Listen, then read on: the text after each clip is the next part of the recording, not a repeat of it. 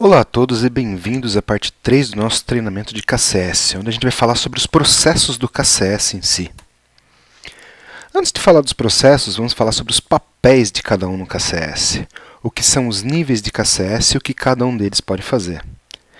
Bem, primeiro a gente tem o nosso KCS 0, que são os leitores dos artigos, o pessoal que não consegue logar diretamente na ferramenta MediaWiki, mas que tem acesso aos artigos publicados, que, na verdade, são o nosso público-alvo na nossa base de conhecimento.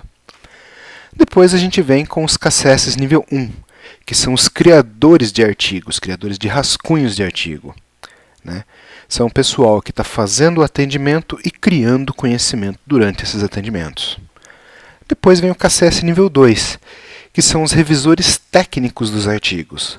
A ideia do KCS 2 é que ele valide o artigo para saber se a solução técnica daquele artigo está correta e se realmente funciona, se realmente aquela é a melhor solução possível.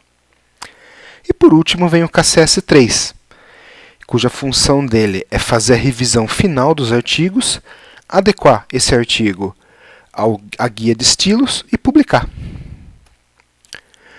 Então, está aqui o que a gente chama de matriz de visibilidade, ou matriz UFA. Por que UFA? Cada uma das letrinhas de UFA é uma das responsabilidades que um dos KCS pode fazer. Então, o U significa usar um artigo, buscar um artigo. O primeiro F, ou FX, significa corrigir um determinado artigo. O FI significa flagar ou assinalar um artigo para discussão. E o último, o A, significa edit, ou adicionar. Então, o KCS 0, o que ele pode fazer? Só utilizar artigos publicados. O KCS nível 1, o que ele pode fazer? Ele pode buscar um artigo publicado, ele pode assinalar artigos e pode adicionar novos artigos. Isso no status rascunho. Já artigos que estão no status revisado, ele pode utilizar e flagar. E artigos no status publicado, os aprovados, mesma coisa, ele pode utilizar e flagar esses artigos. O KCS 2, o que ele pode fazer? Ele pode fazer tudo o que o KCS 1 pode fazer, além de corrigir os artigos em status rascunho e em status revisado. Ele pode ver se a solução técnica que o KCS 1 deu foi a melhor possível e fazer as devidas correções. Só que ele não pode mexer nos artigos que já foram publicados. Ele tem a restrição dele é que ele só mexa com os artigos em status rascunho ou em status revisado.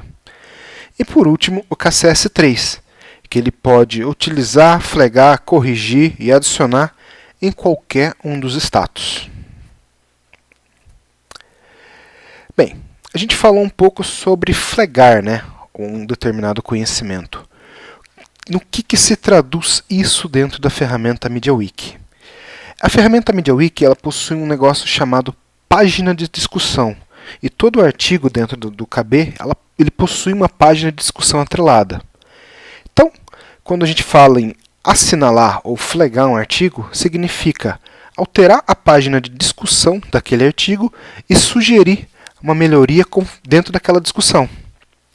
Então, um KCS 1, ele nunca pode alterar um artigo de uma pessoa, porém ele pode assinalar, ou seja, adicionar conteúdo na discussão de qualquer artigo, mesmo os artigos que já foram publicados. E essas discussões, essas melhorias sugeridas, elas podem ser visualizadas pelo KCS 2 e 3 e incorporadas dentro do artigo se forem pertinentes. Então, como é que funciona isso na prática? Vamos lá ver.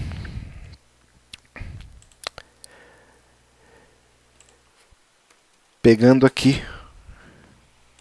um artigo de exemplo que a gente fez no outro treinamento. Quero sugerir uma nova melhoria a esse artigo.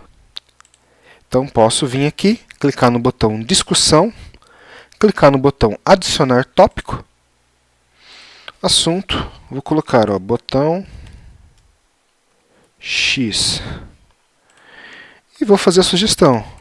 também dá para fechar o sistema clicando no X no canto da tela.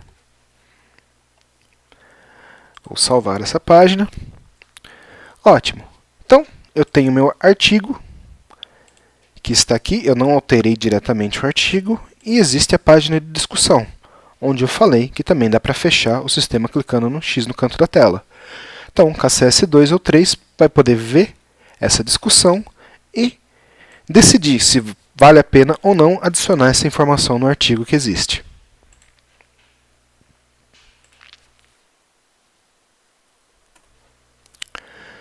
Bem, vamos falar um pouco agora sobre os status dos artigos. O que é cada status e quem pode atribuir ou não esse status. Como a gente comentou anteriormente, os status dos artigos são tratados como categorias dentro da ferramenta MediaWiki. Então, todo artigo, conforme ele é criado, ele entra como status rascunho. Então, esse é o primeiro status que o KCS nível 1 consegue atribuir a um artigo. Depois disso, o KCS nível 1 ele pode atribuir também um status em digitação, que é o status que diz que aquele artigo ainda não está pronto, que ele não terminou esse artigo, que ninguém deveria validar esse artigo por enquanto. Beleza. Então, depois que um artigo sai do status de digitação, ele fica apenas em rascunho, o KCS2 ele pode vir, alterar, fazer pequenas correções nesse artigo e alterar esse artigo para o status revisado. Ele está falando que esse artigo está tecnicamente correto e que a solução dada naquele artigo é válida. Depois disso, o KCS número 3 ele pode validar esse artigo e aderir esse artigo conforme a guia de estilos, ou ele pode reprovar esse artigo. Quais são os casos em que pode acontecer uma reprova de um artigo? Por exemplo, a criação de um artigo duplicado, cujo conteúdo é inferior ao artigo já existente, um artigo que contém uma solução que está incorreta totalmente, ou incompleta, ou que não faça sentido, ou, por exemplo, a resposta que foi dada à pergunta não é a resposta correta, coisas nesse sentido. Um artigo que não é útil ao usuário final. Em suma, é isso que é o status reprovado. Beleza. Então, está aqui todos os status que o nosso artigo pode passar. Só que esses são status de controle interno. Para um artigo ser aprovado e ser disponibilizado ao usuário final, existe uma ferramenta que a gente utiliza dentro da MediaWiki que faz a publicação de um artigo. E essa publicação ele chama de revisão aprovada. Então, o KCS0, cliente final, ele só pode ver as revisões aprovadas, independente de qual categoria esse artigo esteja. Na teoria, um artigo aprovado ele sempre vai estar no status validado. Então, apenas uma revisão do artigo é a revisão que está aprovada. Embora o artigo possa ter dezenas de revisões, só uma pode estar aprovada e pode ser que não seja a última revisão que foi criada. Pode acontecer, por exemplo, de um artigo ser criado, ser validado uma primeira vez, publicado e depois ser feita uma melhoria nesse artigo. E essa melhoria não ter sido aprovada ainda. Pode acontecer esse tipo de caso. E apenas artigos validados podem ser aprovados por um KCS3. Beleza?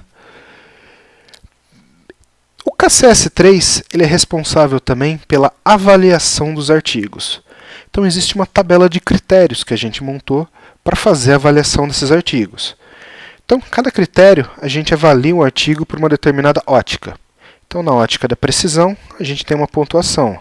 Na profundidade de conteúdo, a gente tem uma outra tabela de avaliação. E na inteligibilidade do artigo, a gente tem uma outra tabela. Então, com relação à precisão, que são os critérios que a gente avalia? Primeira coisa, se o artigo é duplicado. Então, se o artigo é duplicado, ele toma a pior penalidade possível, que são 5 pontos. Se um artigo está fora da guia de estilos, ele toma um pontinho só. Se o artigo está incorreto, ou seja, a solução que está lá não é a correta, ele toma 3 pontos. E se o artigo tem algum link ou alguma referência incorreta, é um pontinho só. Com relação à profundidade, se a solução for incompleta, ele toma 3 pontos de penalidade. Se o artigo for prolixo, ou seja, tem texto desnecessário, tem coisa que poderia ser suprimida e deixada mais simples, ele toma um pontinho só. E no âmbito da inteligibilidade, se o artigo for abstrato, ou seja, totalmente mal redigido de uma forma que não dê nem para entender o que está escrito lá dentro, ele toma 3 pontos.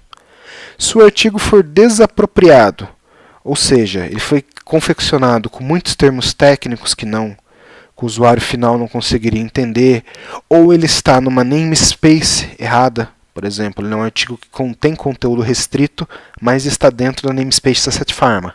Então ele é desapropriado também. Ele vai tomar um pontinho também aqui no desapropriado. Então, a soma de todos esses critérios aqui é o que faz o nosso índice de qualidade para a solução, o nosso IQS. Então, a fórmula do IQS é a seguinte, né? Eu pego o total de pontos possíveis, subtraio os pontos perdidos e divido pelo total de pontos possíveis multiplicando por 100 para dar um percentual. Então, todo artigo ele pode receber uma nota de 0 a 100, dependendo de quantos pontos foram perdidos durante a avaliação. Então, antes de eu partir para o próximo tópico, eu queria que vocês notassem que a parte de conteúdo do artigo, para a gente, é muito mais importante do que a parte de estilo. Pode ver que o critério de artigo incorreto, artigo incompleto, artigo abstrato, ele pesa muito mais do que um artigo fora de estilo, por exemplo. Então, isso que é a ideia de um rascunho do artigo, é que você cria um artigo com o conteúdo correto sem se preocupar com o estilo. Para quê? Conforme você vá criando mais artigos, você vai se habituando a criar eles cada vez mais aderentes à nossa guia de estilos. Né? Então a gente não espera que ninguém saia criando um artigo maravilhoso logo de cara. A ideia é que isso ocorra naturalmente o processo de melhoria dos artigos. E curtidas. Né? Dentro de cada um dos artigos existe um botãozinho. Né? Se o conteúdo foi útil para você, então curta esse artigo. O que é a ideia? Bem, primeiro é reconhecer as pessoas que criam bons artigos entre nós aqui. As pessoas que têm um bom hábito de criar artigos que são ou com conteúdo excepcional, ou que são artigos que vão diretamente dos nossos pontos nevrálgicos, aí são artigos que são muito utilizados. Então esses artigos merecem o nosso conhecimento. E também para nos dar um norte aí de quais são os artigos e as pessoas que criam melhor conteúdo para que a gente possa replicar ao máximo esse tipo de conteúdo. Como é que funciona a ferramenta de curtida? Então, para um usuário não logado, o usuário pode dar um voto para cada endereço IP. Né? Se o IP dele já votou uma vez naquele artigo, ele não pode votar de novo. E um voto por usuário logado no KB, independente do endereço IP. Então, se você logar como KCS dentro da ferramenta MediaWiki, você vai poder dar um voto por artigo independente do IP que você esteja utilizando. Né? Então, por favor, curtam os artigos que vocês mais gostarem e muito obrigado.